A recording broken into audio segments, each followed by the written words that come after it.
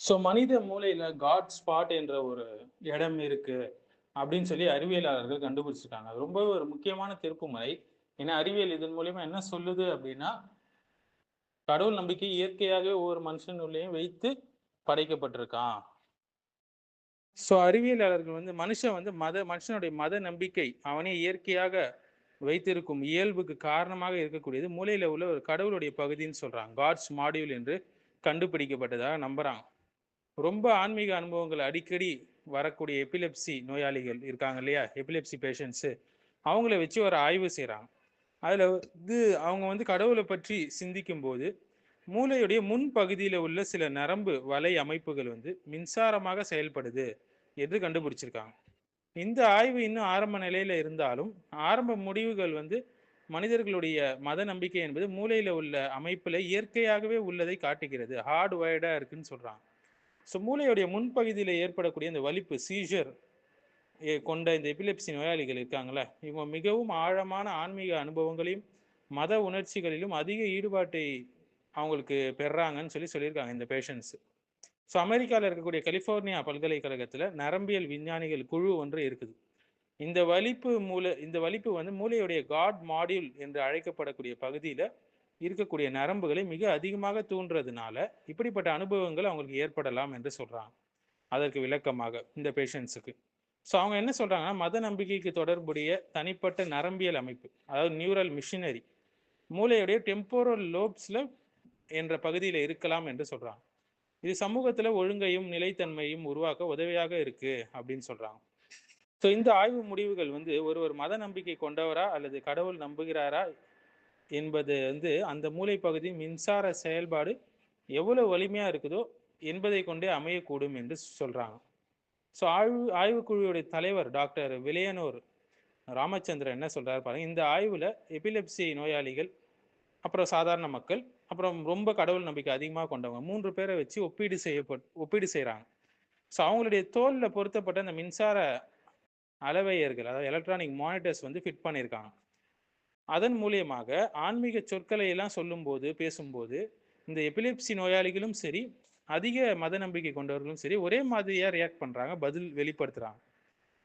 So பரிணாம வளர்ச்சி, அதாவது எவல்யூஷன் வந்து அதை நம்பக்கூடிய விஞ்ஞானிகள் என்ன சொல்றாங்கன்னா, மனித சமுதாயங்கள்ல எங்கும் காணப்படக்கூடிய கடவுள் நம்பிக்கை, பரவலா இருக்கல கடவுள் நம்பிக்கை எல்லார் மத்தியிலும் ஜென்ரலாவே. ஸோ மனிதர் ஒருவருடன் ஒருவர் இணைந்து செயல்பட உதவுவதற்காக இயற்கை தேர்வின் மூலம் டார்வின் அடாப்டேஷன் ஒரு பகுதியாக மூளையில இது உருவாகி இருக்கலாம் என்று சொல்றாங்க. இந்த காட் மாடில் வந்து உண்மையாக இருந்தால் நாத்திகர்களுடைய மூளை அமைப்பு வேறுபட்டதாக இருக்கலாம் என்று அவங்க சொல்றாங்க. ஆக்ஸ்போர்டைய ஆயர் ரிச்சர்ட் ஹாரிஸ் அவங்களுடைய பேச்சாளர் என்ன சொல்றாருன்னா, இவர் ஒரு பிஷப், இவர் என்ன சொல்றாருன்னா, காட் மாடில் இருக்கிறதா என்பது விஞ்ஞானிகளுடைய கேள்வியாகுது. தியாலஜியன்ஸ், கடவுளை நம்பக்கூடியவர்களுக்கு இது ஒரு கேள்வியே கிடையாது. ஆனால் கடவுள் வந்து கடவுளை நம்பிக்கை கொள்ற அளவுக்கு மனிதர்களுக்கு ஒரு உடல் அமைப்புடன் கடவுள் படைத்திருக்கிறார் என்றால் அதில் ஆச்சரியம் எதுவும் இல்லை. அது இயற்கையாக உள்ளது என்பது போல அவர் சொல்றார். ஸோ நம்ம இஸ்லாம்ல பார்க்கலாம் இல்லைங்களா, மனிதன் வந்து ஃபித்ரா என்ற இயற்கையான உணர்வோடு தான் படைக்கப்பட்டிருக்கிறான். நபி ஸல்லல்லாஹு அலைஹி வஸல்லம் சொல்றாங்க, ஒவ்வொரு குழந்தையும் ஃபித்ராவில தான் பிறக்குது என்று. ஸோ அல்லாஹ்வை அறியக்கூடிய இயல்பு ஆல்ரெடி வந்து வைக்கப்பட்டு தான் மனுஷன் படைக்கப்பட்டிருக்கான். அது பிரெயின்ல இருக்கலாம், வேற எங்கேயாவது இருக்கலாம், நமக்கு தெரியாது. அல்லாஹ்வுக்கு மட்டும் தான் தெரியும். ஸோ ஃபித்ராவுக்கான ஒரு சப்போர்ட்டிவ் எவிடன்ஸாக இந்த காட் மாடில் அதோடைய ஐடியா இருக்குன்னு சொல்லலாங்க. மனுஷனுக்கு நேச்சுரலாவே அந்த பிலீஃப் டெண்டன்சி, கடவுளை நம்பிக்கை கொள்ளக்கூடிய அந்த டெண்டன்சி இருக்குது என்பதை இது ப்ரூவ் பண்ணுது. பாருங்க, மனுஷன் நேச்சுரலாவே அல்லாஹ்வ தேடுறான் இல்லைங்களா? அது அவனுக்கு இயற்கையாவே பொதிக்கப்பட்டிருக்கு அவனுக்குள்ள. மேலும் நாத்திகர்களுக்கு, ஏத்திசம்க்கு மறுப்பாக இந்த ஒரு ஆதாரம் இருக்குது. ஏன்னா இந்த தியரி என்ன சொல்லுதுன்னா, இந்த நம்பிக்கை என்பது ஹார்ட் வயர்ட் என்று சொல்லுது. இந்த ஏத்திசம், நாத்திகம் என்பது வந்து இயற்கையான அமைப்புக்கு முரணாக போறது. குரான் சொல்லுது, அவர்கள் உண்மையை தெரிந்தே மறைக்கிறார்கள், மறுக்கிறார்கள் என்று சொல்லுது. ஸோ ரிலிஜியன்ஸ் வந்து ஸ்டெபிலிட்டிக்கு ஹெல்ப் பண்ணுது, சமூக ஒழுங்குக்கு ஹெல்ப் பண்ணுதுன்னு சொல்லி சயின்டிஸ்டே சொல்றாங்க.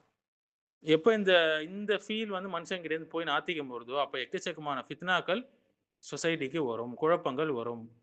அதே நேரத்துல இந்த நம்பிக்கையை வந்து முழுவதுமாக ஒரு பிரெயின் சர்க்யூட்னால தான் ஆவுது அப்படின்னு சொல்லி மெட்டீரியலிசம், நேச்சுரலிசம் கான்செப்ட்ல நம்ம போகக்கூடாது.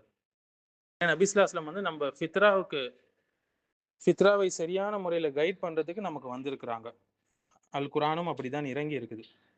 இன்னும் சில ஏத்திஸ்ட் என்ன செய்வாங்க, எங்களுடைய பிரெயின் ஃபங்ஷன்னால தான் இப்படி இருக்கிறோம்னு சொல்லி பயாலஜிக்கல் எக்ஸ்கியூஸ் குடுத்துட்டு எஸ்கேப்பா பார்ப்பாங்க. இவங்களுக்கு எத்தனை ஆதாரம் காட்டினாலும் பத்தாது. ஏன்னா இவர்கள் வந்து தங்களுடைய மனோ இச்சையும், பெருமையும், கர்வத்தையும் பின்பற்றக்கூடியவர்கள்.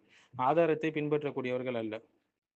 ஸோ மூளைக்கு ஒரு பகுதி இருக்கு, ஒரு ரோல் இருக்கு இந்த விஷயத்துல என்று நம்புவது சரியான ஒரு நம்பிக்கை. மூளை தான் எல்லாத்தையும் வந்து நிர்ணயிக்குது என்று சொன்னால் அப்போ அது வந்து ஒரு பிழையாக மாறும். ஸோ இந்த பிரெயின் தான் ஒரு டூல், கருவியாக இருக்கு. இந்த கல்ப் என்று சொல்லக்கூடிய இந்த உள்ளம் தான் என்னது, கைடன்ஸ்க்கான ஒரு சென்டரா இருக்கு, நேர்வழிக்கான ஒரு முக்கிய மையமாக இருக்கு. ஸோ ஈமான் என்பதை முழுவதுமாக நம்ம பிரெயின் கெமிஸ்ட்ரின்னு சொல்லி குறைச்சி மதிப்பிட முடியாது. மதம், மார்க்கம் எல்லாம் வந்து ஒரு எவல்யூஷனுடைய ப்ராடக்ட் என்றும் நம்ம சொல்லிட முடியாது. எபிலிப்சி வந்தாலே அது டிவைன் எக்ஸ்பீரியன்ஸ் என்று நம்ம சொல்லிட முடியாது. எல்லா ஸ்பிரிச்சுவல் ஃபீலிங்கும் ஹக் என்பது கிடையாது. சிலது இல்யூஷனா இருக்கும், சில ஜின்களுடைய தாக்கமா இருக்கும், சிலது நரம்பியல் ப்ராப்ளமா இருக்கும். ஸோ வந்து எது கரெக்டான ஸ்பிரிச்சுவல் ஃபீலிங் என்பது குரானும் சுன்னாவும் சொல்லிக் கொடுக்குதுல, அதுதான் நமக்கு கரெக்டான ஃபீலிங். ஸோ நபிமார்கள் வந்தாங்க, வேதங்கள் வந்தது, எல்லாமே மனுஷனை சரியான ஃபித்ராவின் பால் நேர்வழியை காட்டுவதற்காக தான் இது எல்லாத்தையுமே அல்லாஹ் அனுப்பிச்சு வச்சான். ஸோ நேர்வழியுடைய முக்கியத்துவம் ரொம்ப முக்கியங்க. அது கடவுள்கிட்ட இருந்து தான் வரணும். அதுவும் அந்த வேதம் சிதைக்கப்படாமல் இருக்கணும், அன்கரப்டடா இருக்கணும். இப்போ இது எல்லாமே சேர்ந்து நமக்கு சரியான இறைவனை நாம் அடைந்து அந்த நம்பிக்கையை சரியாக வச்சு நம்ம நல்ல முறையில் இந்த உலகத்திலையும் மறுமை உலகத்திலையும் வெற்றி பெறுவதற்கு எல்லா வகையிலும் இது ஹெல்ப் பண்ணும் என்று சொல்லலாம்.